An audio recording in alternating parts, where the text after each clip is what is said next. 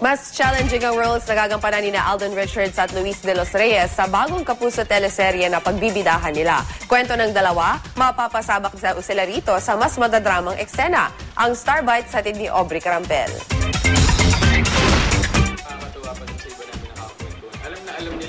Matapos ang matagumpay na team-up ni Tisoy at Elise sa One True Love, balik primetime ang tambalan ni Alden Richards at Luis de los Reyes. Mas madrama at ibang-iba raw ang mga role nila sa bagong soap opera na may working title na Mundo Mo'y Akin. Hindi na po masyadong sweet love, medyo mas mature na when it comes to love. Mas family-oriented. Excited ako dahil iba na naman yung character ko, as in kakaiba.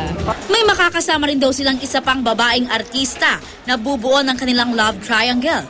Pero hindi pa raw nila alam kung sino ang mapipili para sa role. Sa March na raw ang target airing ng bagong GMA Primetime series at ito raw ang sagot sa mga fans ni Alden at Luis na namimiss ang kanilang love team on screen. Sana wag pa rin po kaming pabayaan ng mga supporters namin nung nasa One True Love kami.